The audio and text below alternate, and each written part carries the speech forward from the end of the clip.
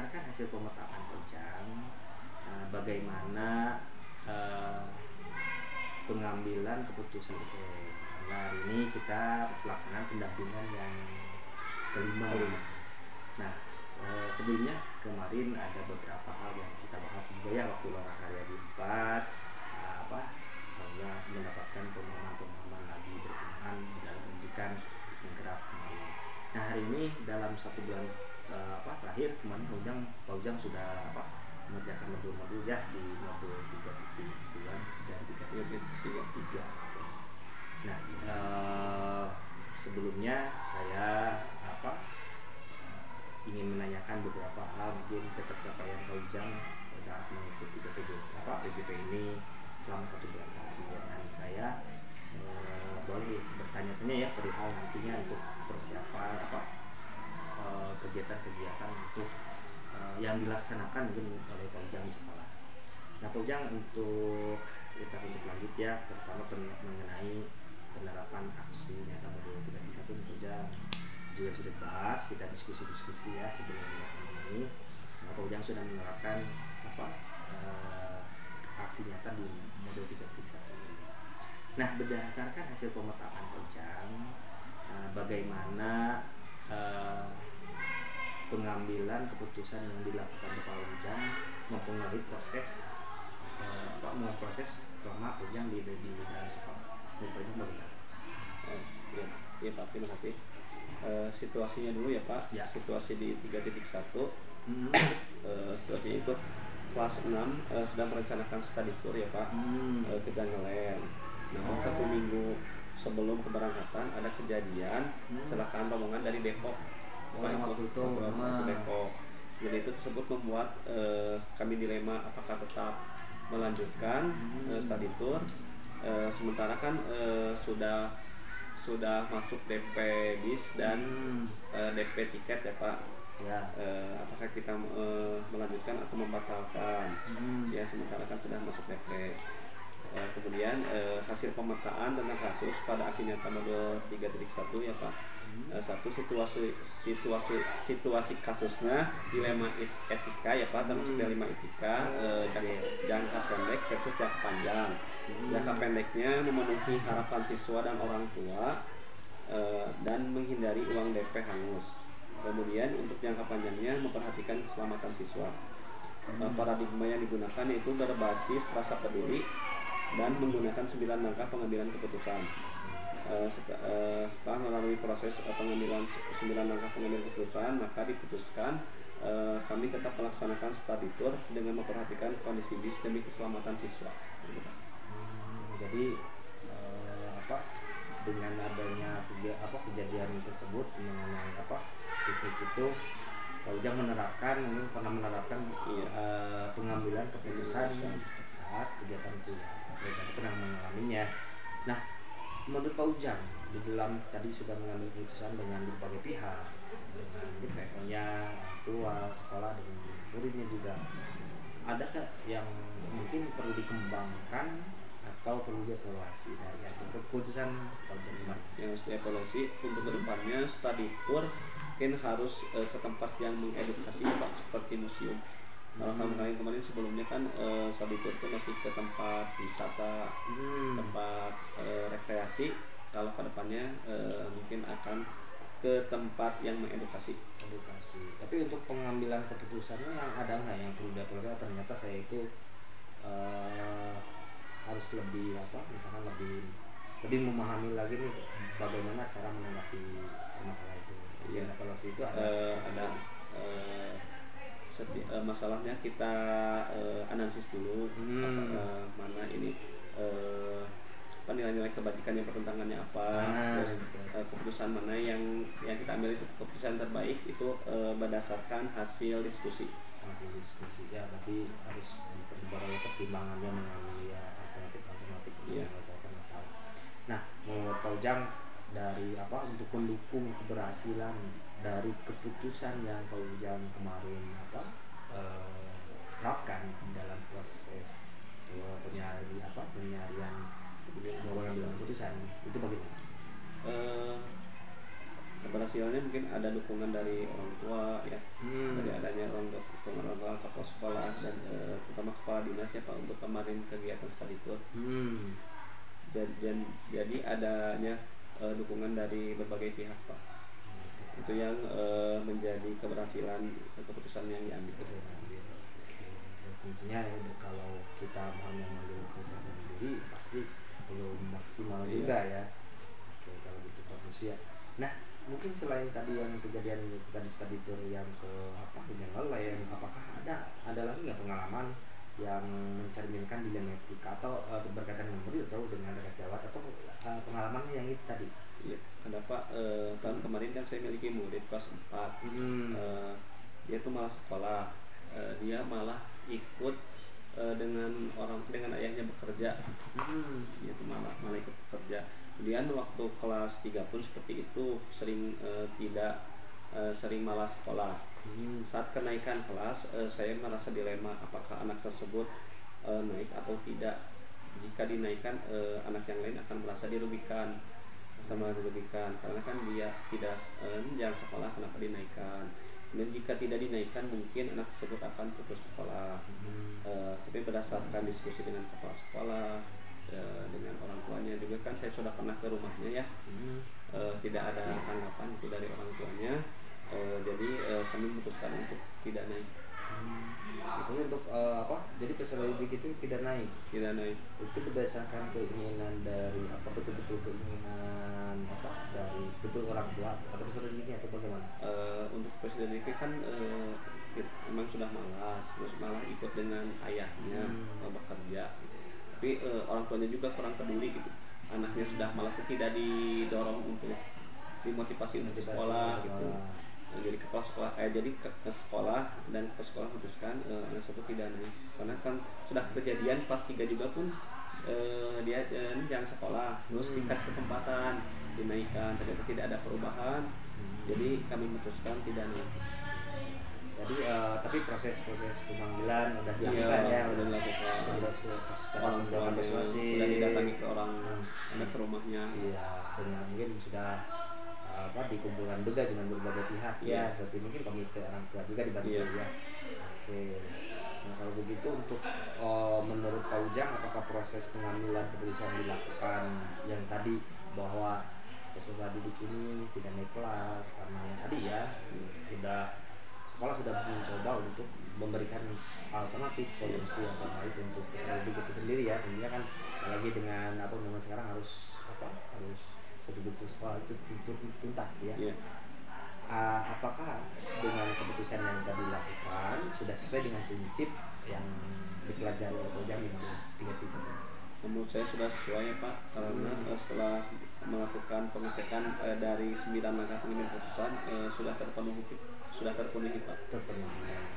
Oke, ada nggak menurut yang perlu dikembangkan, mungkin diperbaiki atau dievaluasi dari proses pengambilan keputusan yang harus dipertimbangkan, yaitu pengambilan keputusan harus mempertimbangkan kebaikan bersama Pak. Kebaikan bersama. Oke, jadi tentunya kita juga harus mempertimbangkan beberapa baik buruknya ya atau efek dari keputusan yang kita ambil itu harus diperhatikan juga. Nah, tapi untuk tindakan tadi apakah ada anaknya itu ingin sekolah lagi atau bagaimana dilanjutkan? Iya, ternyata efeknya anak tersebut putus sekolah Pak. Karena setelah dari semenjak pengambilan raport gitu ya, raportnya tidak diambil, orang tuanya belum ke sekolah karena orang tuanya dipanggil untuk mengambil raport, tapi tidak ada. Jadi putus sekolah ya Pak, tidak ada kabar. Kayak ikut kerja tuh gimana itu? Mungkin iya ikut kerja, tapi sering terlihat juga sedang main. Kalau mungkin kalau anaknya datang ke sekolah, mungkin atau orang tuanya disuruh sekolah lagi, tapi kemungkinan tidak begitu. Ya mudah-mudahan bisa menemukan yang terbaik ya. Mungkin berinya dukungan beberapa pihak, apalagi misalnya keluarga dari terdekatnya juga motivasi karena tersebut bisa sekolah ya. Oke, untuk bagus ya, terima kasih Ujang sudah banyak di pengalaman luar biasa sekali. Mudah-mudahan dengan ada kejadian itu kita bisa menyesuaikan dengan pengambilan keputusan yang kita ambil juga. Kemudian kita lanjut Ujang ke rancangan program yang berdampak pada murid ini. Ujang kemarin Ujang sudah menyusun program-program yang sangat luar biasa sekali ya. Ada program yang sudah dilaksanakan kemarin setiap minggu, bahkan ada ya setiap minggu 2 kali ya. Nah, apakah program-program yang Pak Ujang buat ini sudah berdampak pada murid atau bagaimana hasilnya? Rancangannya menurut saya sudah Pak, sudah. Oke, bentuk programnya yang sudah dijalankan program itu program kurikuler ya Pak. Nama programnya Saberling, Sapu Bersih Lingkungan ya Pak. Sapu Bersih Lingkungan. Nah, bisa diceritakan mengenai Saberling ini bagaimana teknisnya atau pelaksanaan ini kan awalnya latar belakangnya di toilet Pak. Toilet itu sering bau ya Pak, sering menimbulkan aroma yang tidak sedap ya untuk di toilet. Kemudian di halaman sering ada sampah berserakan. Kemudian setelah berdiskusi dengan rekan sejawat, terus minta pendapat juga dari siswa, ternyata muncullah ide Saberling Pak, Sapu Bersih Lingkungan. Tetapi tidak hanya menyapu tapi juga membersihkan toilet ya Pak, membersihkan toilet. Siswa diberi jadwal piket, dibentuk jadwal piket ya Pak. Misalkan untuk hari Senin yang piket halaman kelas 6A, yang piket toilet kelas 6B. Kemudian hari berikutnya yang piket halaman 5A dan piket toilet 5B gitu tuh itu Pak. Jadi anak dilibatkan untuk dalam proses menjaga lingkungan. Pak, alhamdulillah setelah ada piket itu, setelah berjalan sekarang aroma tidak menimbulkan lagi aroma yang tidak sedap di toilet. Anak lebih bertanggung jawab dalam menjaga kebersihan toilet, menjaga lingkungan juga pasti. Oh, bagus, berarti bagus ya udah programnya, karena tentunya kita walaupun kita kadang-kadang sekolah itu ada piket tapi mereka hanya terfokus pada dalam kelas saja, tidak dalam lingkungannya. Apalagi kan sekolah di SD 3 ini kan luas ya Ujang. Kalau dengan itu kan mereka juga peduli, rasa memilikinya tumbuh untuk menjaga lingkungan. Apalagi itu sudah dibagikan ya. Kelas ini ada tiketnya, ada WC. Ya mungkin saja kedepannya selain di lingkungan sekolah yang tadi anak tidak terpaku di dalam kelas, bisa saja mungkin di lingkungan sekolah yang di bagian luarnya gitu. Itu betul-betul berkenan, bisa nanti terlihat juga oleh masyarakat. Itu program sangat bagus sekali Pak Ujang, luar biasa sekali. Nah, untuk yang program yang Saberling ini, dukungan apa saja mungkin yang perlu Pak Ujang inginkan untuk menerapkan program yang sudah buat ini supaya berjalan sampai jadi tidak hanya begitu saja gitu. Iya. Tentunya dukungan sarana dan prasarana ya Pak. Alat-alat kebersihan seperti sapu ijuk, sapu lidi, singkup dan lain-lain ya Pak. Kemudian ada juga dukungan dari kepala sekolah dan rekan sejawat. Oke, ya. Berarti kalau begitu dengan sarana pasti sebenarnya mereka menggunakan swadaya yang ada dulu atau mungkin anak bisa selain alat kebersihan yang sapu-sapu itu mungkin ada mereka membuat sendiri kreatif seperti itu ya. Bagus sekali Pak Ujang ya. Yang menjadi tantangan tadi tentunya selain ada keberhasilan, kemudahan juga pasti ada tantangan dalam melaksanakan rancangan program yang sudah dibuat oleh Pak Ujang. Bisa ceritakan mungkin tantangannya apa saja yang sudah dilihat di Pak Ujang? Untuk tantangannya mungkin hanya beberapa anak yang antusias mengikuti program Saberling Pak. Hanya beberapa anak-anaknya itu aja. Kadang anak juga sering lupa jadwal, padahal sudah dipangpang di papan pengumuman untuk jadwalnya, kadang mereka lupa. Kalau begitu pasti tentunya punya solusi untuk menghadapi tantangan tersebut bagaimana nih? Solusinya bekerja sama dengan wali kelas ya Pak untuk melakukan program tersebut, jadi dipantau oleh wali kelas. Oke, jadi meminta rekan sejawat memang ada pemantauan ya dalam jadwal itu. Jadi dilibatkan juga warga sekolah ya secara keseluruhan.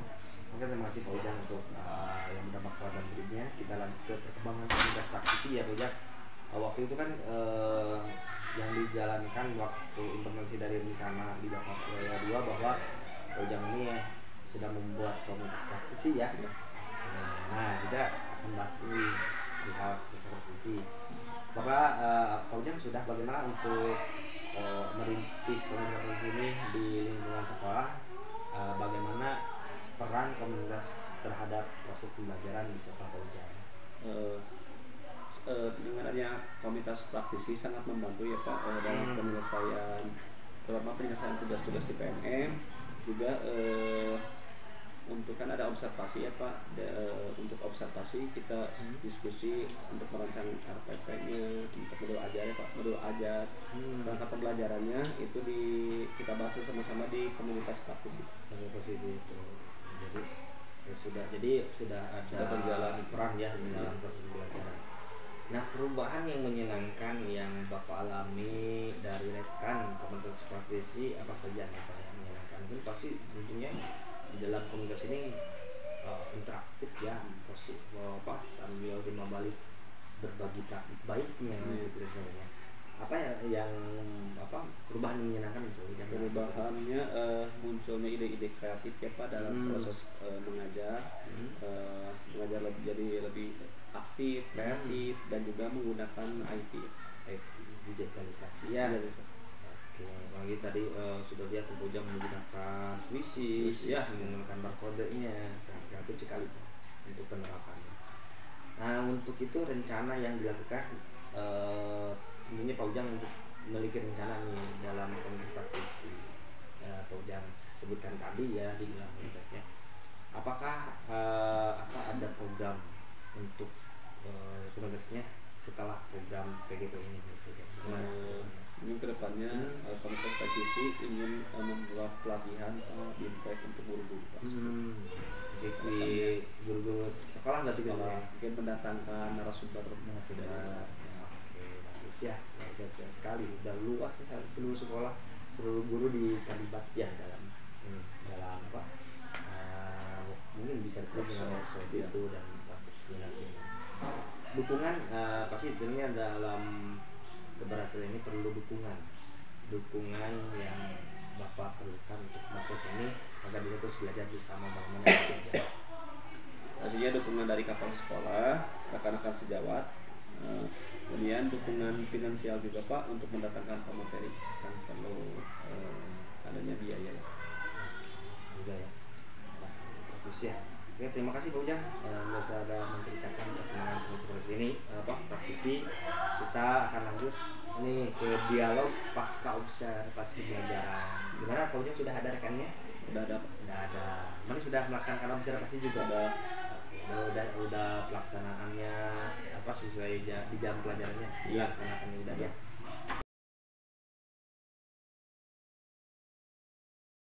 Assalamualaikum warahmatullahi wabarakatuh. Waalaikumsalam warahmatullahi wabarakatuh.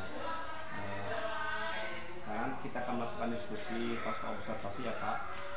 Saya akan mengajukan beberapa pertanyaan terkait pembelajaran yang sudah Bapak lakukan. Apakah Bapak sudah siap? Siap ya. Yang pertama, bagaimana pendapat Bapak setelah melakukan pembelajaran tadi? Pendapat saya Pak, setelah melakukan pembelajaran, jadi saya itu bisa memaparkan kepada siswa bagaimana caranya penerapan sila di dalam Pancasila Pak, terutama di dalam kehidupan sehari-hari. Begitu ya Pak. Apakah proses pembelajaran sudah sesuai dengan yang direncanakan Pak? Prosesnya sudah Pak, meskipun ada beberapa kendala. Dapatkah Bapak ceritakan hal-hal yang dirasakan memuaskan dalam proses pembelajaran tadi Pak? Hal yang dirasakan ya bisa memuaskan dalam proses pembelajaran tadi, diantaranya semua siswa terlibat aktif dalam diskusi kelompok terutama ya, dan mereka sudah berani berbicara di depan kelas Pak. Itu ya menurut Bapak memuaskan ya Pak. Kemudian bagaimana perkiraan mengenai ketercapaian tujuan pembelajaran? Apakah sudah tercapai atau belum Pak? Perkiraan saya mengenai ketercapaian tujuan pembelajaran siswa mampu menyebutkan dan menceritakan contoh penerapan sila di dalam Pancasila, terutama di dalam kehidupan sehari-hari. Jadi sudah tercapai ya Pak menurut Bapak setiap pembelajaran. Ya. Kemudian apa yang menjadi kesulitan siswa Pak saat pembelajaran tadi? Ya, contohnya siswa itu sering tertukar Pak. Misalkan penerapan sila ke-1 tertukar dengan sila-sila yang lainnya. Seperti itu, Pak. Yang menjadi kesulitan siswa dan bagaimana dan apa yang menjadi kesulitan Bapak saat pembelajaran tadi? Terutama mengondisikan siswa saat berbicara di depan, siswa masih terlihat malu-malu. Saat presentasi ya Pak, siswa masih malu-malu. Ya. Adakah alternatif lain Pak untuk mengatasi kesulitan Bapak? Ya, alternatifnya siswa harus sering dilatih untuk berbicara di depan kelas dengan metode diskusi kelompok dan presentasi. Itu ya Pak. Kemudian identifikasi hal-hal yang telah mantap dan hal-hal yang perlu peningkatan berdasarkan kegiatan yang tadi Bapak lakukan. Hal-hal yang dirasakan sudah mantap adalah kreativitas siswa dalam berdiskusi kelompok, sedangkan hal-hal yang perlu pemantapan adalah rasa percaya diri siswa untuk berbicara di depan kelas, terutama yang tadi yang presentasi itu Pak. Seperti itu ya Pak. Ya. Dengan demikian apa yang akan Bapak lakukan untuk pertemuan berikutnya Pak? Untuk pertemuan berikutnya, saya akan meminta siswa untuk lebih aktif dalam diskusi dan presentasi di depan kelas supaya menjadi suatu kebiasaan. Akan lebih banyak pembelajaran yang diskusi dan presentasi ya Pak. Ya. Seperti itu ya Pak. Sekian Pak diskusi kali ini. Terima kasih atas waktunya. Wassalamualaikum warahmatullahi wabarakatuh. Waalaikumsalam warahmatullahi wabarakatuh. Tadi kita sudah pelaksanaan jalur pasca observasi ya dengan rekan Pak Ujang. Sangat menghargai sekali Pak Ujang. Tapi proses praktik pasca observasinya, pertanyaannya sangat menggali potensi dari orang ini ya. Nah, menurut Pak Ujang dari hasil pendampingan hari ini kita menuju ke bagian akhir pendampingan Ujang. Nah, setelah menjalani program PGP ini, hal apa yang menurut yang paling Bapak kuasai materi-materi yang sudah dipraktikkan di dalam pembelajaran sehari-hari? Menurut saya materi yang sudah saya kuasai yaitu penerapan pembelajaran sosial emosional Pak dalam pembelajaran. Iya. Sudah dibuatkan juga dalam modul tadi ya atau iya. apa Pak? Sudah dipraktekkan kan diintegrasi dengan pembelajaran sosial emosional. Ya. Oke, selanjutnya tentunya pasti ada nih materi yang dirasakan oleh Pak Ujang itu. Oh, ini masih bingung, padahal saya sudah mengerti tapi masih bingung, atau mungkin harus dipelajari lebih dalam lagi. Ada nggak? Ada Pak, pembelajaran berdiferensiasi ya Pak. Iya, masih bingung gitu. Masih bingung ya. Tapi masih kalau diterapkan, sudah sering diterapkan juga. Tapi kadang masih bingung membedakannya dari segi apanya. Oke. Dari mungkin strateginya, gitu, melihat sesuai dengan kebutuhan apa. Iya. Lebih banyak belajar lagi. Mudah-mudahan tentunya tidak harus hari ini semua bisa ya. Ada perlu juga proses dalam pembelajaran yang kita menerapkan satu persatu, step per step. Mudah-mudahan kedepannya Pak Ujang bisa lebih menguasai pembelajaran yang Oke, terima kasih Pak Ujang telah berbagi praktik baik yang sudah dilakukan dari pembelajaran dari kemarin. Terus Pak Ujang juga saya lihat sangat aktif juga di dalam proses diskusi. Nah, selanjutnya kita akan mengingatkan perihal nanti Pak Ujang ya di PI 6 ini Pak Ujang akan menginput survei tentang kompetensi juru penggerak. Waktu itu membuat PI 6 ya Pak untuk selanjutnya. Iya, di PI 6. Waktu itu kan input survei. Pak Ujang sudah membuat sebenarnya kepada pakar sekolah 5 rekan ibu, rekan sejawat dan 5 siswa. Nah, itu akan ada lagi Pak Ujang nanti harus diisi oleh oleh rekan-rekan Pak Ujang juga pastinya. Kemudian Pak Ujang juga akan mengisi self evaluasi atau evaluasi diri pergerakan yang kemarin yang sudah diisi juga. Kemudian untuk diskusi terkait pemetaan aset Ujang nanti ya. Jadi diskusi pemetaan aset ini pelaksanaannya dilaksanakan sebelum ke-6. Ya, jadi sebelum ke-6 sudah dilakukan. Jadi yang harus dilakukan Pak Ujang adalah menentukan jadwal diskusi pemetaan aset dengan kepala sekolah, terus mengundang aktor, boleh kepala sekolah, rekan guru, murid, orang tua, tokoh setempat atau perwakilan yang lain. Kemudian juga Pak Ujang nanti buatkan aturan ya dari hasil diskusi, terus mengambil foto kegiatannya dan mengumpulkan hasil pemetaan yang didiskusikan dengan aktor-aktor. Oke, sudah paham ya Pak Ujang ya? Oke, sudah paham. Terima kasih. Mudah-mudahan Pak Ujang dalam keadaan sehat. Selamat ketemu nanti berarti di PI 5 nih Pak Ujang. Oke, ya. Terima kasih Pak Ujang. Mudah-mudahan kita terbiasa. Assalamualaikum warahmatullahi wabarakatuh. Waalaikumsalam warahmatullahi wabarakatuh.